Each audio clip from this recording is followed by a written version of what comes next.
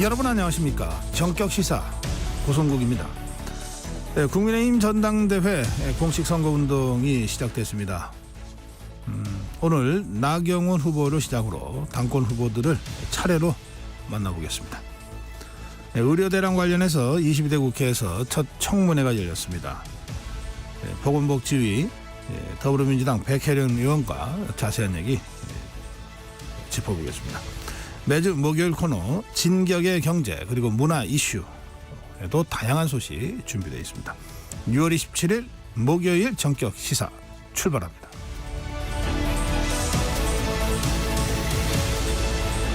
네, 정격 시사는 유튜브 라이브로 생방송 함께 하실 수 있습니다. 문자 참여 짧은 문자 50원 긴 문자 100원 샵 9730으로 함께 해주십시오. 콩 어플 무료로 쓰실 수 있습니다.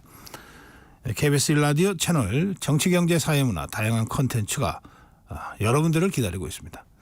구독과 좋아요 그리고 좋은 댓글로 함께 하시죠.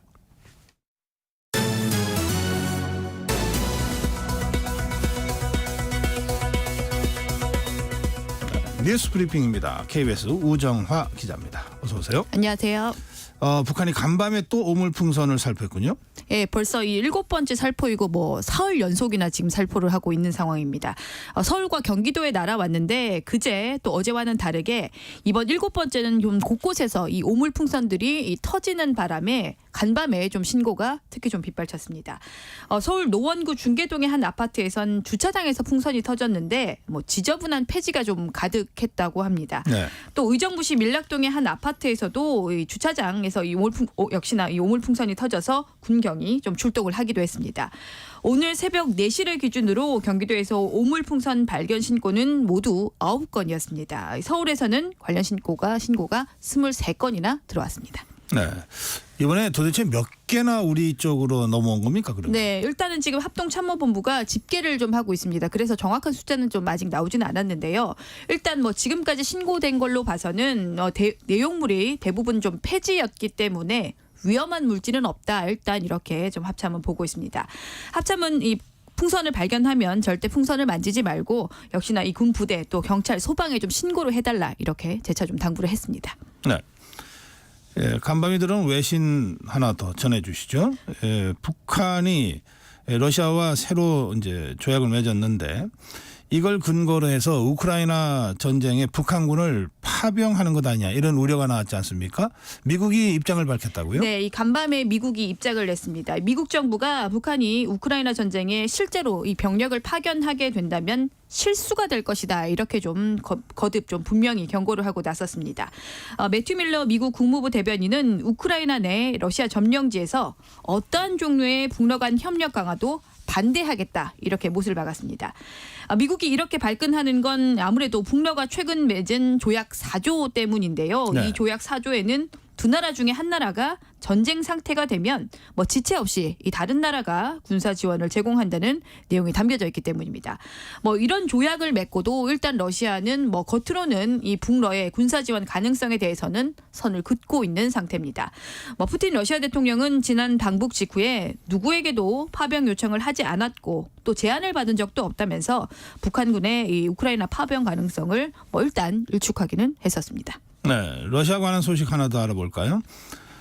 최근 북러가 군사동맹 수준의 협력을 강화하니까 이제 우리 정부도 그렇다면 우크라이나에 무기 지원 가능성도 있다 이렇게 언급하지 않았습니까? 러시아 측에서 이 문제 관련해서 일종의 항의성 경고 이런 게 나왔습니까? 네, 이 푸틴 대통령에 이어서 또 한 번 이 간밤에 항의성 경고가 나왔습니다. 이 러시아의 안드레이 루덴코 외무차관이 이도훈 이 한국 대사를 만났다면서 면담을 공개를 했는데 여기서 이런 경고성 발언들이 쏟아져 나왔습니다.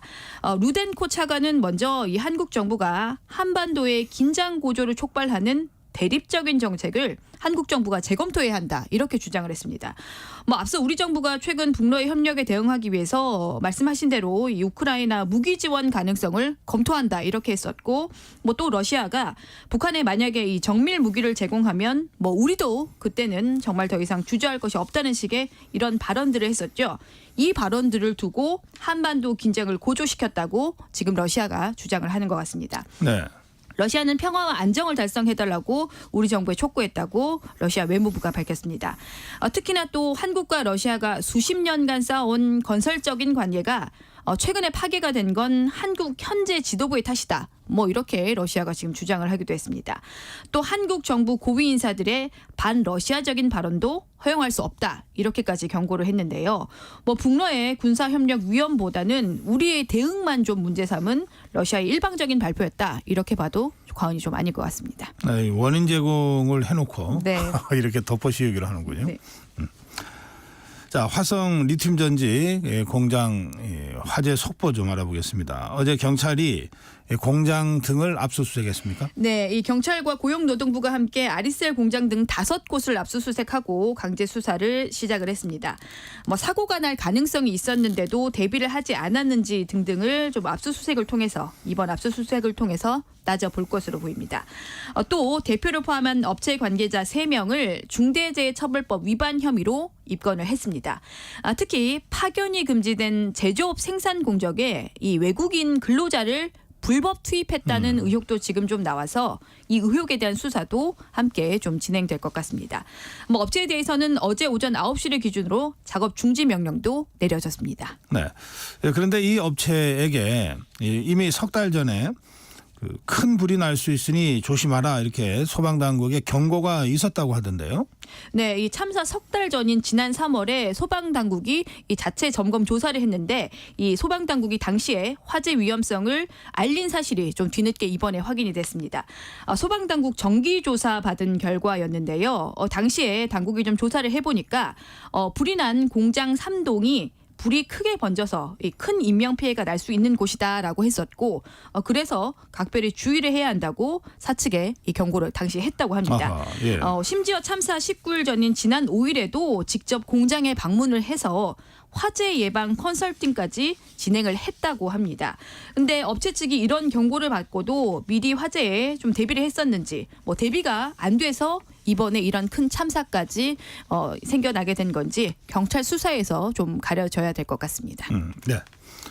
얼마 전에 한국교원단체 총연합회 선거가 있었습니다. 여기에서 이제 회장으로 당선된 신임 회장이 과거에 그 제자에게 보낸 편지가 이제 논란이 되고 있는데 어떤 내용이길래 그렇습니까? 네, 이 당사자는 박정현 이 신임 회장인데요. 한국교총 신임 회장입니다. 지난 2013년에 당시 고3이던 여학생 제자에게 쓴 편지인데요.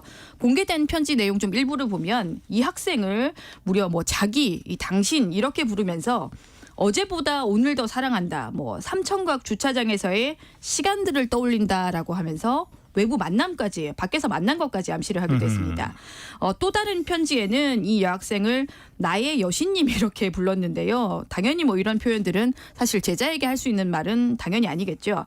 당시에 인천의 한 고등학교에서 3학년 담임을 맡고 있었다고 합니다. 박정현 회장이 당시에 3학년 담임을 맡고 있었는데 당시에 품위 유지 위반으로 경징계 처분을 받았고 인근 중학교로 전근 조치가 결국 됐다고 합니다. 네. 징계 전력에다가 이렇게 이런 부적절한 편지 내용까지 공개되자 교총 내부에서는 사퇴 요구가 지금 또 이어지고 있습니다. 그리고 당시에 징계가 좀 너무 가벼웠던 것 아니냐 이런 비난도 지금 빗발치고 있는데요. 좀 일부 언론 보도를 보면 당시에 이 박 회장이 유부남에다가 아이까지 좀 있었다고 합니다. 이런 상황이다 보니까 학부모 단체도 나서서 부적절한 인사라고 하면서 박 회장의 사퇴를 지금 좀 요구하고 있습니다. 네.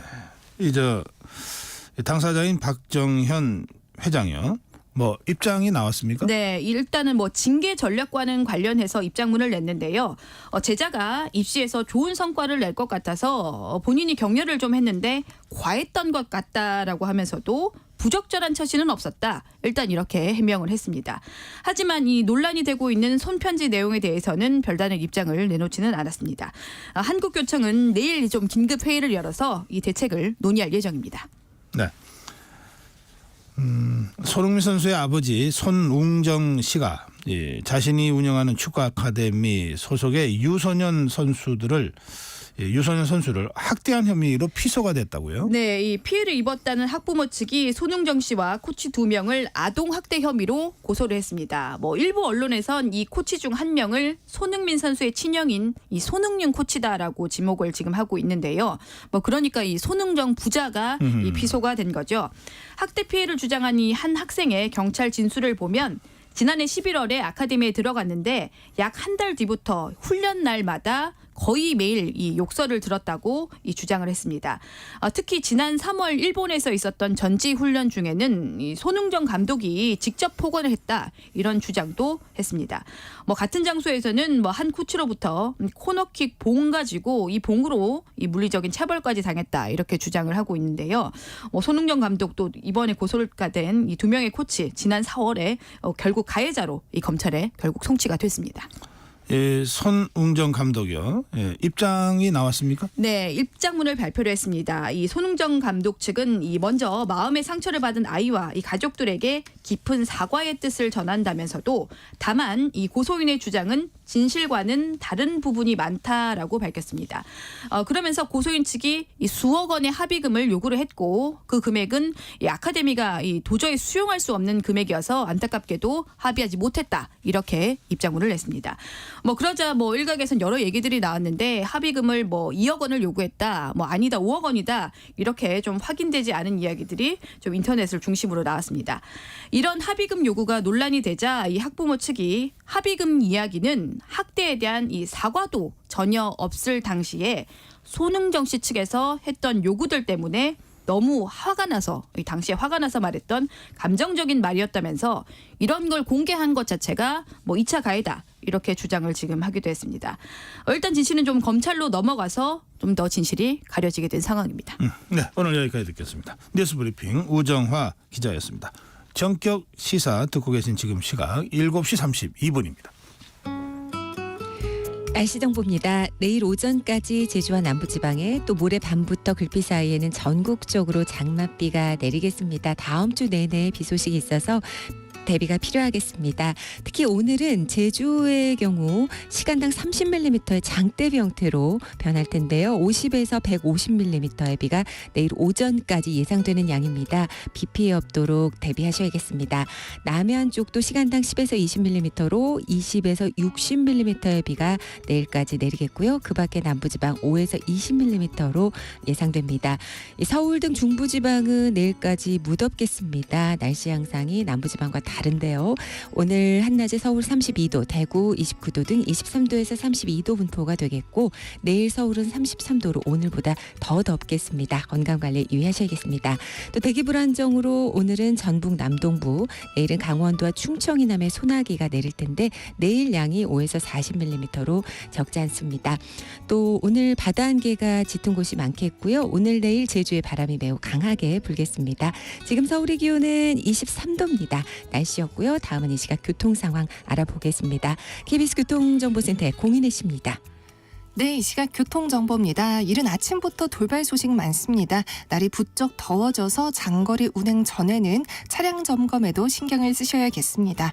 경부고속도로 서울 방향 동탄 분기점 5차로에선 고장난 화물차 처리 중이고요. 수원과 서울시 구간으로는 양방향의 차가 많습니다. 이후 부산 쪽은 남사 진해 일대로 출근 정체 시작됐고요. 수도권 제일순환선 판교에서 일산 방향, 치흥에서 장수 쪽으로는 사고의 영향이 남아 밀려 지납니다.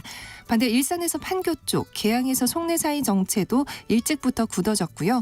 경기 동북권에선 구리에서 판교 방향, 구리 나들목에서 상일 쪽으로 9km 구간 가장 길게 막혀 있고 이후 송파 부근으로도 출근 정체 시작됐습니다. 또 중부 내륙고속도로 창원 방향 감곡 부근 2차로와 갓길에선 대형 화물차 추돌 사고가 나 1대 5km 구간 정체가 극심하고요. 중부선 남이 쪽 남이천 1차로와 서울시내 일산 방향 강변북로 동호대교 지난 4차로에서 각각 사고 처리 중입니다. KBS 교통정보센터였습니다.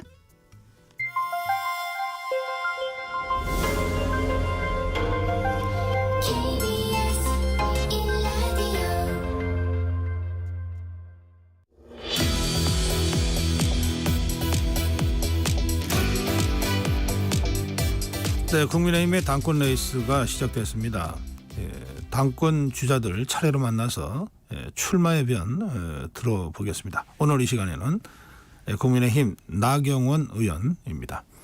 의원님 안녕하세요. 네, 안녕하세요. 네, 지난번 인터뷰 때는 출마를 좀 여러 가지로 고민한다고 그러셨는데 오늘 인터뷰에서는 이제 후보로 만나게 됐습니다. 네, 드디어 결심을 했습니다. 예. 네. 국민의힘 당 대표 왜 나경원이어야 합니까? 지금 정말 위기이고요. 이 위기를 극복해 봤고 무기력한 당을 깨워본 사람이 해야 된다라는 생각입니다. 저는 저희가 지금 여의도에서는 야당이나 마찬가지인데요. 이 야당 때 무기력한 우리 당을 깨워본 적이 있었고 또 이재명을 이긴 유일한 후보입니다. 그래서 이길 줄 아는 방법을 알고요. 또 지금은 모든 투쟁이 국회에서 일어나고 있습니다. 그래서 이 국회 투쟁을 한다면 역시 원내에 있는 후보가 잘 할 수 있다. 이런 말씀을 드립니다. 네, 의원님 이재명을 이겨본 유일한 사람이라고 그러셨는데 어떤 네. 걸 말씀하시는 건가요? 일단 우리 다른 후보들은 지난 총선 패배의 총책임자였거나 아니면 지역구에 가서 패배하셨습니다. 이재명과 같이 지역구 선거를 해서 패배하셨거나 총선 지휘를 하면서 패배를 하셨고요. 저희 지역에는 이재명 후보가 8번 왔다 갔습니다. 이재명 당대표가. 그리고 조국 대표 2번 오고 총 출동해서 이재명 대표가 본인 지역구 말고 제일 많이 간 곳이다. 이렇게 알려져 있는데요. 그만큼 사실상 그래서 선거는 제가 우리 지역의 상대 후보랑 한 것이 아니라 이재명 후보랑 했다. 제가 이런 이야기를 하기도 했었는데요. 네. 그만큼 와서 사실상 저희 지역 선거를 지휘했기 때문에 제가 이재명과 이긴 사람이라고 말씀드릴 수 있다. 네. 그 이재명 대표나 조국 대표가 왜 그렇게 나경원 의원을 떨어뜨리려고 했을까요? 아무래도 제일 이 야당에게 항상 위협적으로 이게 존재 아니냐 이렇게 생각을 한 거 아닌가 이렇게 생각하는데요. 이제 뭐라고 할까요? 우리가 지켜야 될 땐 지키고 또 협상해야 될 땐 협상하고 싸워야 될 땐 싸우고 이런 어떻게 보면 오랜 원내 경험을 통해서 이 지금 굉장히 어려운 형국을 풀어가는 데 있어서 가장 그동안의 경험을 보면 본인들이 상대하기 어렵다고 생각하지 않았을까 이런 생각합니다. 예. 제가 당대표 나올 줄 알았나 본데요. 예. 예, 이제 당 대표 후보로서 아주 빠르게 행보를 하시던데 지난번에는 그 경북도 이철우 지사 만나고 대구시 홍준표 시장 만나고요. 어제는 경남 부산 지역을 다녀오시는 것 같던데요. 네, 예. 그렇습니다. 현지 분위기 좀 전해주세요. 이제 경상남도 지사도 만나고 도의 의원님들도 만났는데 전당대회에 대한 현지 분위기는 아무래도 올해 제가 저희 당을 22년 동안 한 번도 안 떠났습니다. 그만큼 어떻게 보면 보수의 뿌리를 지켜온 사람이라고 제가 자부할 수 있는데 도의원님들이나 다 보면 이런저런 인연들이 많으시잖아요. 그래서 사실은 다들 지금 당이 어려운데 좀 구해줬으면 하시는 말씀들 많이 하시고 기대가 많이 크다. 그런 생각을 했습니다. 제가 늘 이야기하는 것이 우리가 뿌리가 아주 단단하고 깊어야지 잎이 풍성한데 이게 좀 보면 당이 국민들에게 인기가 없으면 그만큼 더 민심을 잘 읽고 우리의 뿌리 속에서 어떻게 해법을 마련하고 이런 것보다는 이리저리 휩쓸려가고 그러니까 좀 당의 뿌리를 단단히 하고 잘 다시 국민들에게 사랑받게 좀 해줬으면 하는 그런 마음들이 많으신 것 같더라고요. 네. 홍준표 시장하고 만났을 때는 홍준표 시장이 어떤 얘기를 해주시던가요? 홍준표 시장은 아주 저한테 이제 좀 당대표 할 때가 됐다. 뭐 어. 사실은 뭐 역량이 충분하다 뭐 이런 이야기를 하시더라고요. 그러면서 당은 오래 한 사람이 해야 되지 않냐 이런 얘기를 하셨는데 어제 또 원희룡 지사한테도 출마해줘서 고맙다 그러셔갖고 그랬습니다. 예. 예, 그런데 나경원 네. 후보나 원희룡 후보한테는 뭐 덕담이나 이런 얘기를 홍준표 시장이 한 것으로 보도가 됐는데 유독 한동훈 후보에 대해서는 만나러 오려고 했는데 오지 말라 그랬다. 뭐 이렇게 그 언론에 그 공개를 했어요. 이거 왜 그렇다고 네. 보십니까? 뭐 그래도 당을 알고 그래도 당에 오래 있었던 사람이 하는 게 맞지 않냐라는 저에게 하신 이야기를 보면요. 심지어 그렇게도 말씀하시더라고요. 그런 사람이 당대표 되는 게 정의야 정의 막 이러시면서 나가시던데 네. 예. 네, 언론에다. 제가 보면 그런 면에서는 뭐 한 위원장이 한 후보가 하는 것은 맞지 않다 이렇게 생각하는 거 아닐까요? 그걸 그냥 말씀하신 거겠죠. 거절했다는 것을 나타내는 바로. 예, 그런데 정치권에서는요. 네. 서로 전혀 존경 안 하면서도 존경하는 의원님 이러잖아요. 네. 그리고 웬만하면은 의례적으로라도 덕담 한두 마디씩 해주잖아요. 지금 홍준표 시장이 한동훈 후보에 대해서 보여주는 태도는 굉장히 이례적이거든요. 원래 그 홍준표 시장님은 저 호불호라든지 이런 걸 강하게 표시하시니까. 네. 그게 홍준표 스타일이다. 알겠습니다. 그렇지 않을까요? 본인 생각을 늘 거침없이 말씀하시잖아요. 네. 그런 스타일 아니신가요? 네. 예, 어제 원희룡 후보가 홍준표 시장을 만났는데 그 자리에서 원희룡 후보는 나경원 후보, 지금 나경원 의원과의 단일화를 열어두는 듯한 취지의 발언을 했는데 그거 들으셨죠? 아니 저도 들었는데요. 네. 뭐 선거 이제 시작하는데 지금 시작하기도 전에 무슨 연대 단일화를 이야기하시나 저는 그런 생각입니다. 일단 저는 사실 이번에 출마하면서요. 제가 많은 고민을 한 게 이 제 욕심을 내려놓지 않고 제 욕심이 앞서는 당대표가 되면은 굉장히 다음 이 지금 당을 수술해야 되는데 잘못하면 이 당 수술은커녕 본인 사심이 앞서면 이 당을 사실 뭐 사당화 요새 이재명 대표 사당화 우리가 많이 비판하잖아요. 네. 그럴 수 있다. 그래서 그래서 제 사심을 내려놓고 정말 당을 구하고자 나왔거든요. 그래서 이번 뭐 선거 캠페인 저는 그런 자세로 할 것이고 뭐 지금은 그런 이야기를 하기에는 이르다라는 말씀을 드립니다. 그 의원님, 그 어대한이라고 있잖아요. 네. 한동훈 대세론이 있다고 보십니까? 없다고 보십니까? 뭐 어제도 이제 많은 당원들하고 이야기를 했는데 그분들은 조금 생각이 그냥 인기와는 좀 생각이 다르게 생각하시는 것 같아요. 정말 당을 걱정하니까 이 근본적으로 당을 어떻게 바꿀 것이 있느냐 이렇게 생각하는 것 같더라고요. 그래서 네. 본인들은 그 여론조사 인기하고는 다르다 생각한다고 딱 그러시더라고요. 그래서 제가 보기에는 우리가 당원 투표가 80%거든요. 그래서 꼭 지금 약간 퀘스천 마크가 많이 붙는 용어다 이렇게 생각합니다. 알겠습니다. 네. 나경원 의원께서 핵무장론을 가장 먼저 주장을 하셨어요? 네, 예. 근데 이게 이번에 처음 주장하신 건가요? 아니면 평소 생각이신가요? 평소 이제 핵무장에 대한 고민을 좀 했었습니다. 사실상 우리 지금 뭐 북한의 핵능력이 고도화되는 것에 대해서.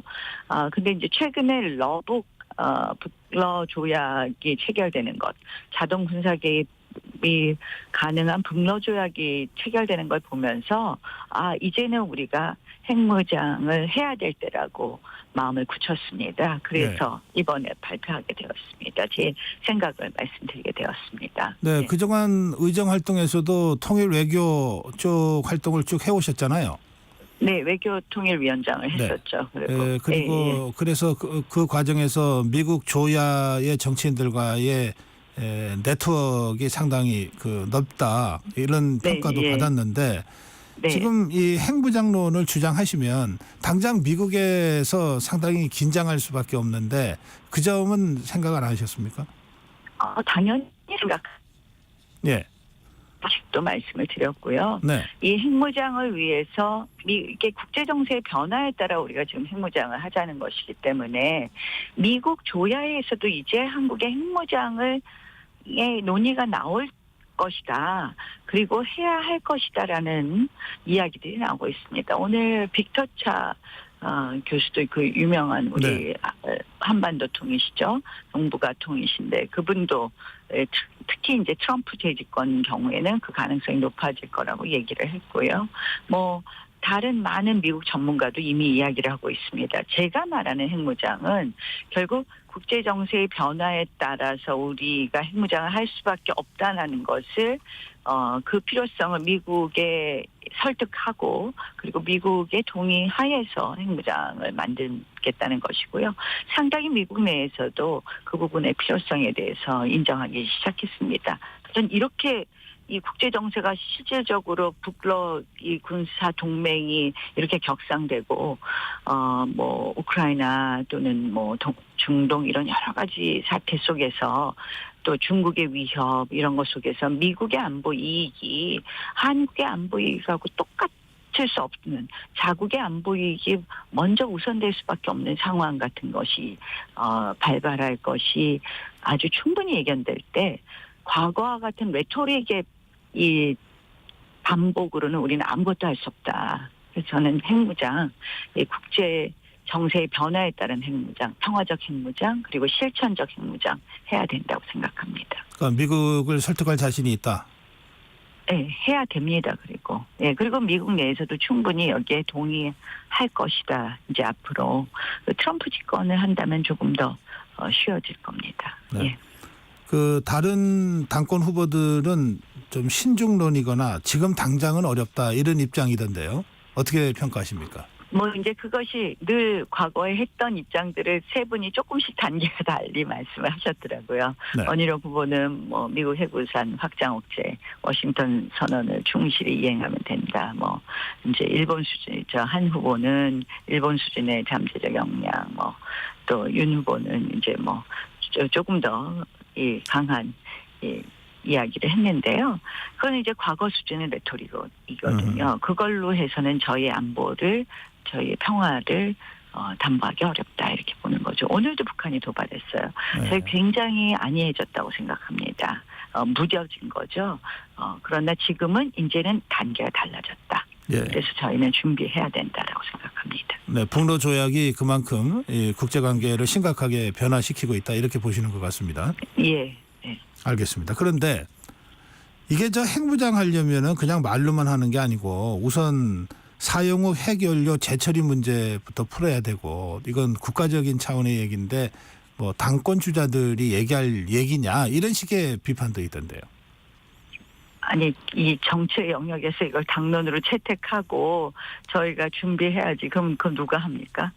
그러면 당권 주자 아닌 사람이 누가 합니까? 이건 결국 정치권부터 이야기가 나와서 정부는 당연히 굉장히 신중하게 뭐 정부는 이야기를 해야 되고 최종 결정권자이기 때문에 정부는 당연히 그냥 기존 입장에서 변함이 없다라고 이야기할 겁니다. 네. 그러나 이거는 정치권에서 또 국민 여론과 함께 움직이기 시작해서 미국 조야를 설득하고 그것이 우리가 준비하지 않으면요. 저희가 나중에 뒤통수 맞고 저희 안보 이익을 담보할 수 없어요. 안보를 담보할 수 없어요. 예컨대 저는 이렇게 생각해요. 만약에 미국 정상회담을 다시 연다면요. 그리고 사실 뭐 그 미국 정상회담이 열릴 가능성이 전혀 없다? 그렇게 생각할 수는 없는 거거든요. 특히 트럼프가 집권하면 더 큰 가능성이 높을 겁니다. 의제가 핵폐기가 될까요? 저는 핵폐기가 아니라 다음에는 핵 동결이 될 수 있다. 아하, 결국 북한을 사실상 보유국으로 인정할 수밖에 없는 그렇다면 핵 동결이 의제가 될 수 있다면 결국 북한의 핵을 인정하게 될 수 있는 가능성이 굉장히 알겠습니다. 높아진다는 거거든요. 예. 그런데 우리가 과거의 레토릭으로 반복하는 거는 아무런 대한민국의 미래를 준비하지 않는 자세라고 봅니다. 당권 주자들이요. 맨 당 개혁하겠다, 대통령과 관계 어떻게 하겠다 이런 이야기만 하면 되겠습니까? 우리 여당입니다. 대한민국 미래를 어떻게 책임질 것이냐에 대한 이야기를 해야 됩니다. 저는 사실 지금 굉장히 이 국회 상황을 엄중하게 보는 것 중에 하나는요. 이 야당이 끝없이 특검 정국으로 가고 있기 때문에 네. 지금 대한민국에서 가장 중요한 것은 인구위기, 기후위기에 대응을 하고 그 변화에 대응을 빨리 대한민국 모든 제 분야에서 대응해서 그다음 미래를 준비하는 거고 잠재적 성장 동력을 무엇으로 만들 것이냐에 대해서 고민해야 될 것이라고 생각을 하거든요. 네. 근데 지금 이제 그건 온데간데 없고요. 맨 특검입니다. 맨 특검. 예. 굉장히 그래서 여당 대표는 미래를 준비하는 것에 대한 충분한 생각을 갖고 그것에 대한 이야기를 해야 되고 전당대회가 그러한 어떻게 보면 미래 비전에 대한 이 서로 평가도 받는 그런 전당대회가 되어야 되지 않겠습니까? 예, 지금 말씀 나왔습니다만 정치권이 맨날 특검이다 그러는데 한동훈 후보도 특검을 들고 나왔잖아요. 어떻게 평가하세요? 저는 정말 이 다 꺼져가는 특검을 다시 불 붙인 거나 마찬가지고요. 그 아하. 이야기를 잘 들어보면 이 야당의 특검이 진실 규명용이라면 우리가 왜 받지 않겠습니까? 근데 야당은요, 특검 법안을 제일 먼저 발의할 때요, 그 특검의 수사 대상에는 아예 진실 규명 부분은 없었습니다. 한마디로 대통령 경로 부분만 집어넣었었거든요. 아하, 예. 아시죠? 그래서 이것이 정쟁용이라는 게 최근에 법사위에서 최상병 특검 청문회 과정을 보면서 많은 국민들께서 인식을 지금 이제 하기 시작하고 계셨거든요. 그런데 이때 다시 특검에 불을 붙여버렸어요. 네. 그래서 너무 좀 답답하다는 생각이 들고 좀 이게 어떻게 보면 역시 이 정치 경험 부분을 말씀드리지 않을 수 없지 않나 이런 생각을 하고 자꾸 이게 합리적 제한이라고 그러시는데 오히려 이제 시기상으로도 틀렸고 이게 가만히 보면 이 논리가 여론이 이렇게 이야기하고 국민들을 더 이상 설득하지 못한다 뭐 이런 이야기 자꾸 하시는데요. 네. 그러면 제가 거꾸로 물어봤잖아요. 뭐 야당이 특검 해놓은 것 중에서 한동훈 특검도 있던데 네. 여론 높으면 한동훈 특검도 받으시겠냐고. 아마 절대 못 받으신다 그럴걸요. 네. 예. 이 정치 경험이 부족해서 타이밍을 잘못 잡았다 이렇게 보시는 건가요? 아니면 어떤 정치적 타이밍뿐만 의도가 아니라 있다고? 이거는 특검 논란을 다시 재불붙이는 게 우리가 할 일 못하고 다시 특검으로 그냥 끌어들이는 거죠. 특검 정국으로. 예. 그래요. 알겠습니다. 그러면 나경원 의원은 지금 어쨌든 그 더불어민주당 야권이 그 특검을 다시 강행하고 있잖아요. 네. 어떻게 대응하는 것이 국민의힘으로서 필요하다고 생각하십니까? 저희는 과거와 같이 대응하는 것이 맞다고 생각을 합니다. 그래서 이 특검에 대해서 우리는 뭐 당연히 찬성할 수 없고요. 대통령께서는 이런 정쟁용 특검에 대해서 뭐 적절한 조치를 취하셔야 될 것이고, 우리는 늘 이야기하지 않습니까? 공수처 수사 본인들이 거의 다 고발했습니다. 본인들이 설치하자는 기관이었습니다. 네. 그 공수처 수사 끝나고 미진하면 그때 특검하자는 입장에서 변함이 없다는 말씀드립니다. 예. 지금 국민의힘이 당헌 당규에는 없지만 사실상의 러닝메이트를 한동훈 후보나 원희룡 후보가 공개적으로 지금 발표하고 하고 있잖아요. 근데 예. 의원님은 그거 여의도 사투리다 그러셨던 것 같은데? 아니, 그 과거의 퇴행적 사투리고요. 정말 나쁜 전당대회의 나쁜 모습이다라는 이야기를 드릴 수밖에 없습니다. 왜 그렇습니까? 예. 대표랑 최고위원은 협력도 하고 때로는 견제도 하고 하는 그런, 어떻게 보면은 대표가 조금은 이 당의 최고 지도자이지만 역시 협력적인 협력과 전제를 하는 그런 자리가 최고위원 아닙니까? 네. 근데 저렇게 러닝메이트 한다는 거는 한마디로 이 수직적 관계를 만들겠다는 것이 하하. 말이에요. 예, 줄 세우겠다 이런 얘기다. 예. 그래서 이게 정말 아주 나쁜 전당대회 모습을 보여주고 있고 줄 네. 세우는 모습이. 그래서 반대다. 알겠습니다. 예. 예, 그리고 의원님, 저 예. 민주당 이재명 러닝메이트 추미애 정청래 얘기 아하. 보십시오. 알겠습니다. 상상이 가지 않습니까? 네. 예, 시간 30초 남았습니다. 마무리 한 말씀 네. 하실 기회 드릴게요. 이번 전당대회에 저는 우리 당원뿐만 아니라 국민들도 관심 가져주셔야 된다. 이번에 꼭 여당이 더 건강하게 또 여당이 더 적극적으로 우리 또 더 책임지고 국정을 운영할 수 있도록 우리 이번 전당대회에 관심 가져주시고 힘 모아주시면 저희 대한민국 미래 준비하는 그런 여당으로 만들겠습니다. 예, 말씀 잘 들었습니다. 네, 고맙습니다. 네, 국민의힘 당권 주자입니다. 나경원 의원 만나봤습니다.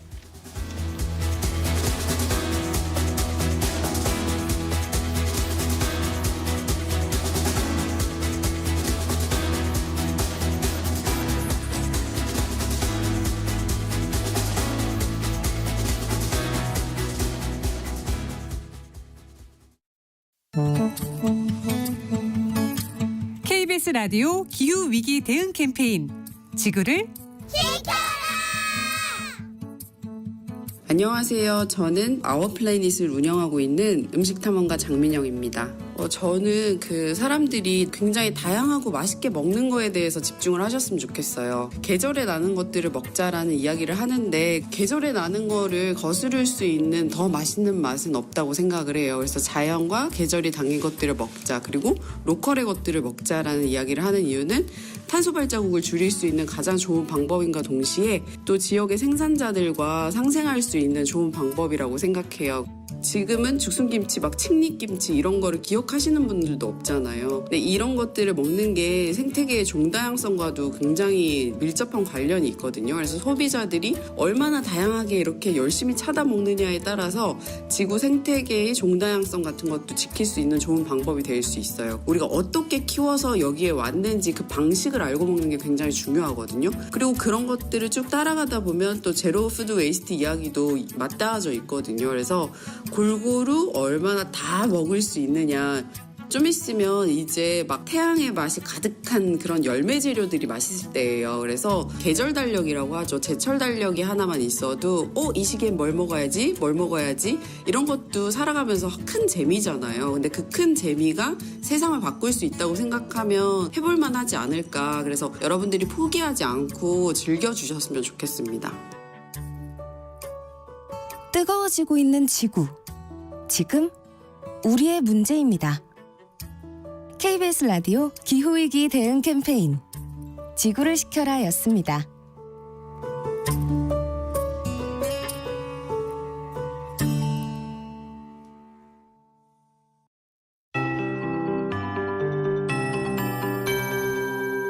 KBS 58분 날씨.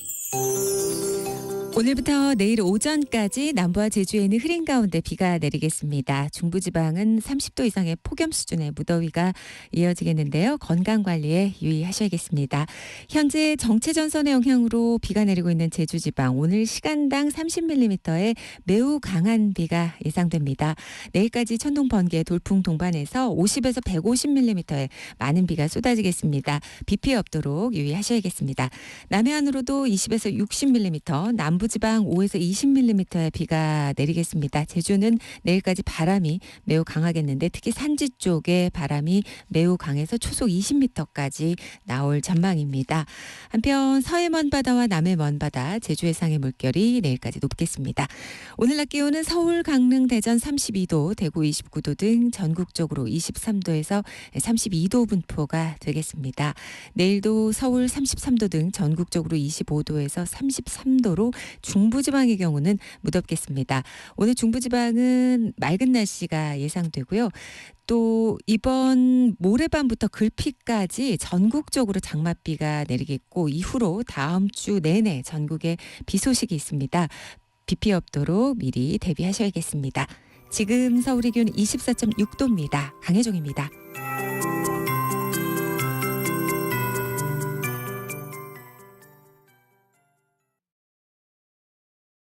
정성을 다하는 국민의 방송 KBS가 8시를 알려드립니다.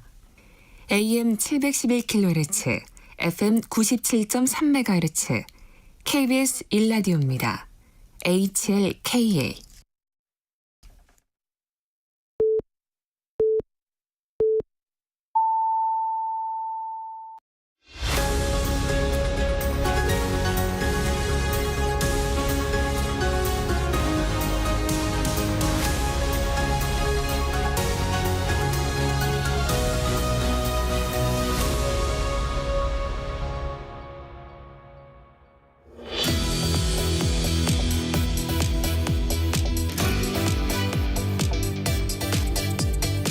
네, 어제 국회에서는 의료 사태 공백을 해결하기 위한 청문회가 열렸습니다. 국회 보건복지위원회가 청문회를 열었는데요. 현 의료 공백 사태 원인 그리고 책임 소재 해결 대안 이런 여러 쟁점들에 대한 청문이 있었습니다. 국회 보건복지위원회 위원 더불어민주당 백혜련 의원 전화로 만나보겠습니다. 의원님 안녕하십니까? 안녕하세요. 네, 의원님 지역구가 경기도 수원이시던가요? 네, 수원 서부 지역입니다. 네. 아, 예. 이번에 국회 들어오셨으니까 재선하신 건가요? 삼선하신 건가요? 삼선입니다. 아, 삼선이시군요. 네, 수원 최초 여성 삼선입니다. 수원 최초 여성 삼선. 수원 가불병청 중에는 어디? 을 지역이에요. 아, 을 지역이군요. 네. 알겠습니다. 지난 21대 국회에서는 법사위에서 주로 활동하신 걸로 제가 기억하는데요. 네, 법사위에서 했고요. 후반기에는 정무위에서 정무위원장 했었습니다. 아, 네. 예. 근데 워낙 국민들이 법사위가 관심 상임이다 보니까 제가 법사위에서만 주로 활동한 걸로 생각하시죠. 아, 그렇군요. 그럼 이번에 보건복지위로 가신 거는 의원님이 원회에서 가신 건가요? 네, 지금 우리나라가 너무나 저출생 문제가 심각하기 때문에 네. 그 저출생 문제에 좀 집중하고 싶은 생각이 있어서 보건복지를 제가 직접 지망했습니다. 그래서 네. 그게 이른바 인기 상임위는 아닌 걸로 제가 알고 있는데. 뭐 꼭 인기 상임 비인기 상임이 그렇게 나누기는 좀 어려운, 또 일을 하고 싶어하는 분들은 많이 오는 또 상임입니다. 아, 그런가요? 예. 네, 왜냐하면 이제 보건과 복지라는 분야가 거의 우리나라의 많은 부분을 커버하고 있고, 예산에서요 가장 많은 예산이 들어가는 부분이 바로 복지 부분이거든요. 네. 알았습니다. 어제 이제 여야가 한꺼번에 보건복지위가 열린 건 어제가 처음이겠군요. 네. 예, 함께 해보니까 예, 처음 열렸습니다. 네, 함께 해보니까 어떠세요? 어쨌든 이 지금 의료대란 문제가 여야를 가리지 않고 너무 중요한 문제이기 때문에 여당 의원님들도 그래도 어제 적극적으로 임하신 거 아닌가 그렇게 생각돼요. 국회가 빨리 그 역할을 했다면 조금이라도 이 의료대란 문제를 줄이는데 역할을 할 수 있었던 부분이 있었던 것 같거든요. 근데 좀 늦었다. 그러나 어제 그래도 들어와 주셔서 감사하다는 생각입니다. 네. 청문을 진행해 보시면서 이거 청문 성과가 있었다, 아니면은 해보나 마나였다, 어느 쪽입니까? 결론적으로는 해결이 나지 않았기 때문에 굉장히 조금 미흡한 부분은 있었지만, 그래도 여야가 제가 볼 때는 어제 조금 많은 부분인데 또 생각이 일치한 부분도 있었다고 생각합니다. 그래서 좀 더 적극적으로 정부의 태도는 굉장히 실망스러웠어요. 사실 아직까지도 지금 이 의료 공백 상태의 심각성, 그리고 그것을 해결하기 위해서 정부가 해야 할 역할에 대해서 잘 인지하고 있지 못하고 있나, 이런 느낌이 들었는데, 그에 반해서 그래도 여당 의원들은 중재자 역할을 하려고 하는 부분들이 있어서 국회가 지금 보건복지가 함께 나선다면 조금이라도 이 사태를 해결하는 데 도움이 될 수 있겠다, 이런 생각은 들었습니다. 예, 정부의 태도가 실망스러웠다고 말씀하셨는데 구체적으로 어느 부분이 실망스러우셨습니까? 지금 실제로 이제 이 문제를 해결하기 위해서는 행정이 나서야 되는 거 아닙니까? 그러니까 지금 의료계 쪽에서 나서고 있는, 그러니까 요구하는 게 크게 세 가지입니다. 그러니까 지금 의대 정원 원래대로 그냥 증원 문제를 없던 것으로 하자. 그리고 네. 이제 패키지, 그러니까 의료, 그 필수 의료 패키지 내용에 대해서 다시 좀 재논의를 하자. 그리고, 지금 행정처분, 된 것들에 대해서 취소해달라. 이렇게 세 가지인데요. 네. 사실 이제 이미 2025년도에 의대 증원에 대해서는 교육부에서도 통보하고 지금 수험생들이 다 그것을 기준으로 또 준비하고 있는 상황이기 때문에 많은 이해관계자가 생긴 상황입니다. 그러니까 뭐 대부분의 사람들이 그것은 되돌리기 어렵다. 국민들도 기본적으로 의대 증원에 대해서 찬성하고 있는 상황이고요. 그렇기 때문에 그 부분은 차치하고라도 2026년도에 그 증원 문제에 대해서는 논의할 수 있다. 요거는 이제 정부도 좀 어느 정도 생각을 하는 것 같아요. 근데 예. 지금 이 의료대란이 가장 이게 발생하게 된 원인 중에 하나가 전공의들의 이 파업. 네. 이것이거든요. 그래서 의대 교수들도 이것에 동참하게 된 것이고 그것은 이제 행정처분하고 직결돼 있습니다. 네. 근데 이제 정부에서 그 복귀한 전공의에 대해서는 처벌하지 않겠다 이렇게 발표를 했는데 미복귀한 전공의에 대해서는 아직까지도 그 처벌 문제에 대해서 가타부타 얘기가 없는 상황이에요. 네. 근데 현실적으로 지금 전공의들을 행정처분하기는 어렵습니다. 그러니까 그것을 빨리 어떤 조치를 취한다면 어쨌든 이 사태에 물꼬를 튈 수 있을 텐데 아직까지도 6월 말까지 기다려보고 하겠다. 이게 이제 정부의 태도거든요. 네. 그런데 이런 부분들에 대해서 지금 보건복지위원들은 빨리 전향적으로 정부가 입장을 정해서 전공의들이 현장으로 돌아올 수 있게끔 유인책을 달라 이런 얘기들을 많이 했습니다. 그래서 네. 정부는 좀 이 사태를 하면서 너무나 안이하게 보고 있는 거 아닌지 빨리 정부에서 좀 유인책을 던진다고 하면 사태를 더 조기에 봉합할 수도 있었던 것 같은데 그런 시기들을 자꾸 놓치고 있는 거 아닌가 이런 생각이 듭니다. 그 의원님 어제 청문회도 전공의 쪽에서는 안 나왔나요? 네. 이 전공의들 쪽에 지금 거의 연락이 되는 네. 집단이 없는 것 같아요. 그래서 아하. 그게 참 큰 문제입니다. 그래서 이게 결국은 정부에서 언론이나 이런 것들을 통해서 그 행정처분을 취소한다든지 하고 발표를 하고 빨리 이렇게 마음을 돌리려고 하는 게 조치들이 필요한데 네. 그런 부분들이 굉장히 부족한 거죠. 그리고 이제 예. 꼭 하나 또 얘기하고 싶은 게 네. 행정부에서 이번 이 의료 공백 사태에 대해서 처음부터 이런 사태가 일어날 것이라는 것을 예상하고 대비를 했는데 너무 부족했다. 사실 정부에서 이 의료 공백이 일어나더라도 3주 정도 일어날 것이다. 이렇게 예상을 했습니다. 아하.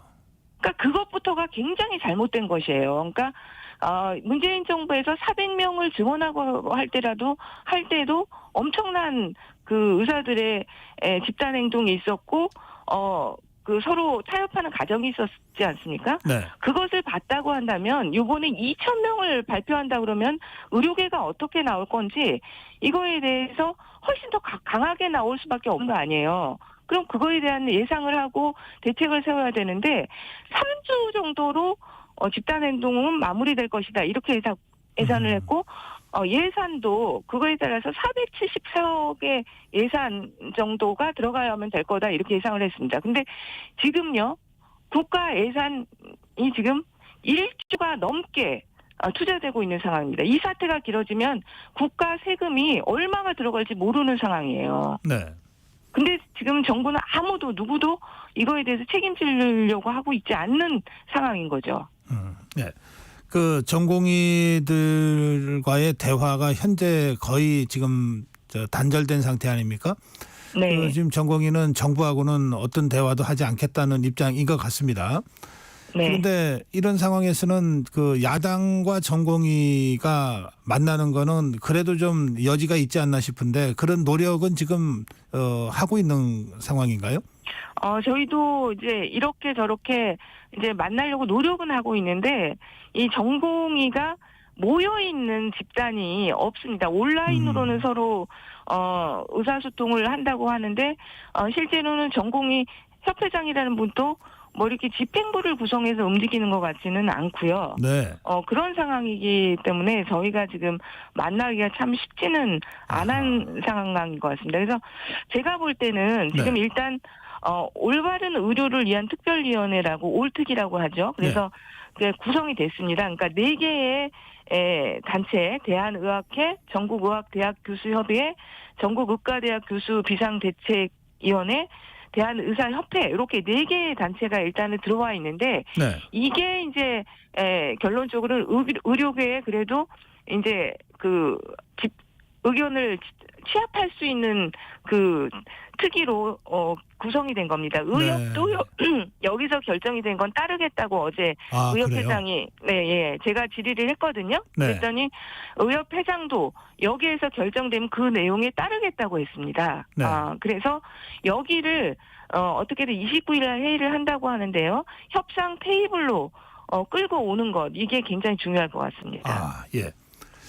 그 지금 의협 회장도 어제 그 청문회에 나오지 않았습니까? 네. 그러면서 이번 사태와 관련된 책임 공방도 좀 있었는데 그런 거 하면 이면택 의협 회장의 여러 차례에 걸친 발언이 좀 논란이 되기도 하고 그랬는데 그런 이야기들도 어제 청문회에서 좀 나왔던 것 같은데요. 네, 강선우 간사 부분에 대해서 네. 아주 따끔하게 지적을 했는데 사실 저희 보건복지위원들도 놀랐습니다. 이면택 회장이 굉장히 발언이 거친 부분들이 많은 것은 익히 알고 있었지만 정말 지금 이 언론 그 방송상으로도 제가 말하기에 민망한 예. 너무 많은 내용들이 있었습니다. 네, 그래서 진짜 이면택 회장 개인으로 본다면 정말로 이게 그 개인에 대한 오히려 정말 청문회를 진행해야 될 정도로 그런 문제가 많은 발언들이 있었다고 보입니다. 그러나 이제 개인의 문제가 아니라 또 의협 회장으로서의 이치가 있기 때문에 그 부분은 또 그 부분들을 또 인정을 해야 되지 않나 싶습니다. 예, 알겠습니다. 그 의원님 지금 그 환자 단체들이 그 의대 교수들의 집단 휴진 사태를 계기로 해서 발언을 하기 시작하지 않았습니까? 네, 요즘 사실, 많이 발언하고 있죠. 네. 이 의료 사태가 장기화되면서 가장 고통받는 분들이 바로 환자들이고 그 가족들이고 그러실 것 같은데요. 이 환자 단체들도 어제 청문회 혹시 나왔습니까? 네, 청문회 다 나오셨습니다. 한자단체 연합회 회장님께서 대표로 나오셔서 발언하셨습니다. 네. 이 환자 단체들이 매일매일 고통받고 있는데요. 환자들이 우선 좀 중장기적인 이 해결은 해결되려 하더라도 당장 오늘부터 세브란스 의대 휴진 들어간다 그러고 또 다음 달 4일에는 또 다른 병원이 들어간다고 이러고 있는데 네. 이 사태에 대한 논의는 좀 어제 있었습니까? 어제 그 부분에 대한 구체적인 논의는 없었습니다. 사실 저희가 청문회를 하는 중간쯤에 세브란스 병원에서 무기한 휴진에 들어가겠다는 보도가 있었는데요. 네. 사실 저는 정말 어제 조금 전혀 예상치 않은 결과였거든요. 그러니까 서울대병원에서 이제 휴진을 접었지 않습니까? 서울대병원 교수협의회에서는 접었기 때문에 사실 이 5대 병원이랑 모두 이제 접지 않을까 이렇게 생각을 했습니다. 그런데 세브란스 병원에서 또 이렇게 무기한 휴진을 결의해서 굉장히 당황스러운 측면이 있었고요. 네. 지금 현 사태를 해결하기 위해서는 이렇게 교수 비상대책위에서도 좀 전공의를 오히려 설득하기 위해서라도 이제 휴진을 접고 정부와의 대화 테이블에 나와야 된다고 생각합니다. 그런데 지금 이제 정부도 강경 일변도였던 것이 문제이기는 하지만 이제 다시 설득하려고 하는 그런 부분들도 있는데 이렇게 하면은 환자들의 입장에서는 정말로 그 장기적인 이 피해 상황이 발 수밖에 없는 상황이기 때문에 아쉽다는 말씀드립니다. 지금 이 현 사태의 책임 소재가 그 복지부 어제 의협회장은 복지부 탓이라고 했지만 복지부 탓이라고만 할 수 없고 의료계의 책임도 분명히 있는 것이라고 보이거든요. 의료계에서 그동안 의사 증언에 대해서는 정말 한 번도 협조한 적이 없습니다. 그래서 근데 이제 그 의사 수급의 문제가 어떤 전달 체계라든지 여러 가지로 수가를 올리면 해결될 수 있다고 의료계에서는 얘기하는데 그것만으로는 부족하다고 보이거든요. 일정한 정도의 의사의 증언이 없이는 필수 의료나 지역 의료는 살리기가 어려운 부분이 있기 때문에 의료계에서도 그 부분들을 반드시 좀 아시고 조금 받아들여 주셨으면 하는 바람입니다. 알겠습니다. 그 의원님 말씀 들으면 더불어민주당도 의대 증원을 늘려야 된다고 하는 입장을 갖고 있는 것으로 보이는데 그렇습니까? 네, 그 부분은 저희가 문재인 정부부터 계속해서 의사 증원 추진하려고 했고요. 지역 의료나 필수 의료를 살리기 위해서는 일정한 정도의 의사 증원은 반드시 필요하다고 생각합니다. 그런데 저희가 지금 계속해서 문제 제기하는 것은 그 2,000명이 나오게 된 가정, 그 가정은 너무나 불투명했고 또 절차적으로 거칠었기 때문에 그 부분에 대해서는 문제 제기를 하고 있는 것이고요. 어제 청문회에서도 이 2,000명이 어떻게 나오게 됐는지 그 부분은 전혀 사실 별로 그 궁금증은 해소되지 않았던 것 같습니다. 네, 그 조규영 장관이 나오지 않았습니까? 네. 그 자기가 결정했다 이렇게 답변한 걸로 제가 보도를 봤는데요. 네네. 그러니까 그 부분이 정말 해소가 되지가 않는 게요. 예. 어제 조경 장관이 아주 자기 혼자 단독으로 그냥 그 2,000명이라는 걸 결정했다 이렇게 얘기를 했어요. 네.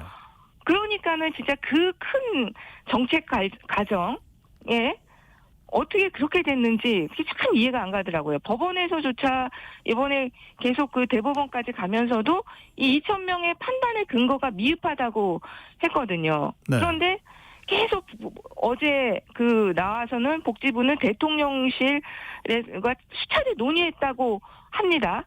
그런데 한 번도 2,000명이라는 숫자에 대해서 논의했다고 하질 않아요. 단 한 번도 2,000명이라는 것은 나오지가 않았고 어제 결론적으로 그 2,000명이라는 숫자는 그 2월 1일 날에 윤석열 대통령이 필수 의료 정책 패키지를 발표하면서 15,000명이 2035년에 부족하다 이렇게 발표를 하거든요. 네.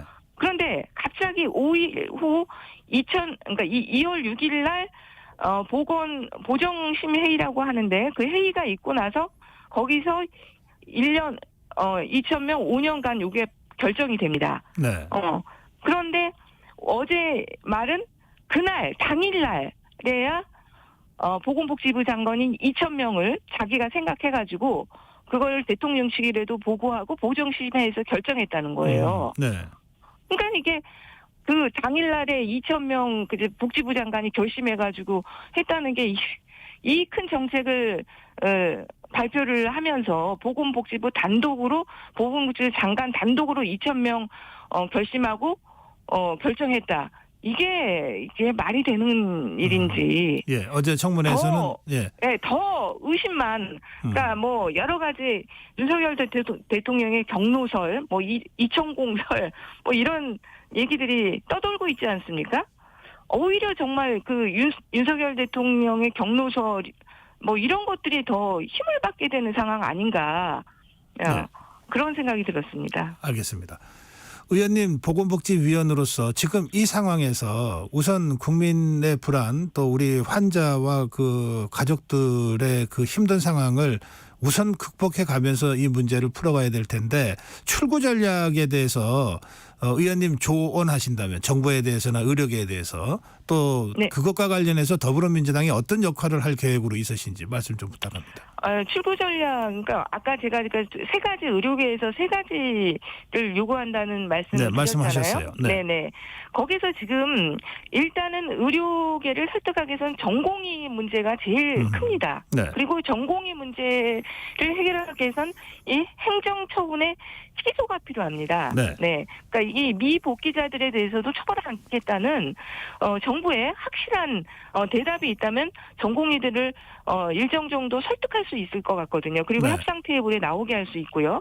그리고 그것은 그렇게 어려운 일이 아닙니다. 지금 정부에서는 행정처분의 철회를 하겠다는 거란 주장을 하는데 그건 뭐냐면 자기네들의 그동안의 행정처분이 옳았다는 걸 주장하기 위해서 그렇게 얘기를 하는 거거든요. 네. 근데 취소라는 것도 사정 변경에 의한 취소는 그 행정처분이 잘못됐다는 걸 전제로 하지 않습니다. 근데 여러 가지 사정 변경이 있었다고 볼 수 있기 때문에 이렇게 의료 대란이 길어졌다는 것 자체가 사정 변경이 있는 거예요. 그렇기 때문에 행정처분을 전격적으로 저는 취소하는 게 필요하다고 생각합니다. 아하.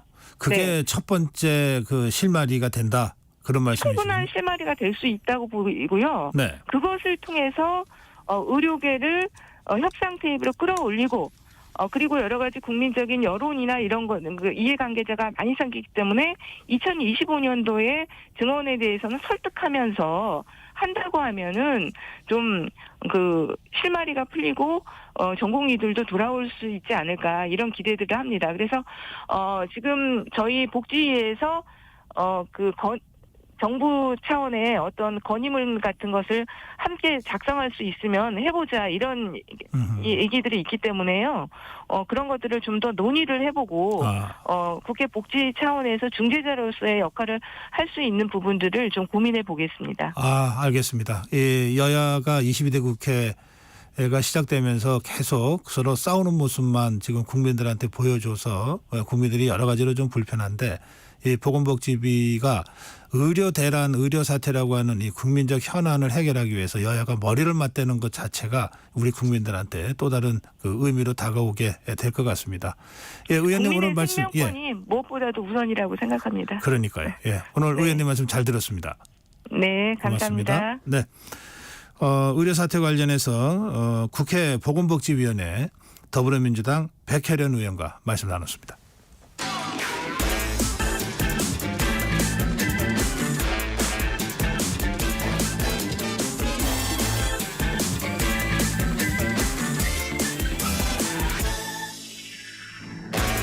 네, 한 번 더 뉴스입니다. 한국경제신문 최형창 기자와 함께하겠습니다. 어서 오십시오. 예, 안녕하십니까.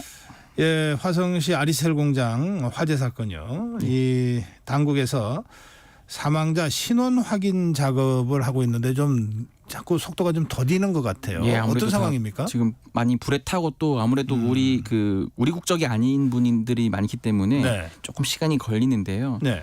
근데 이제 어제 저녁 기준으로 사망자 11명의 DNA 대조 결과가 통보가 됐습니다. 경기 남부경찰청 아리셀 화재 사고 수사본부가 이제 그 국립과학수사연구원으로부터 받은 그 자료인데요. 신원이 확인된 사망자는 국적별로 우리나라 1명, 그리고 중국 9명, 라오스 1명 이렇게 파악이 됐습니다. 네. 이로써 기존에 신원을 확인한 사망자 3명에 그리고 추가로 신원을 확인한 11명까지 해서 총 14명의 인적사항이 지금 특정이 된 건데요. 이 DNA 채취 그리고 대조를 통한 이 신원 확인은 화재 이후 이번이 처음이고요.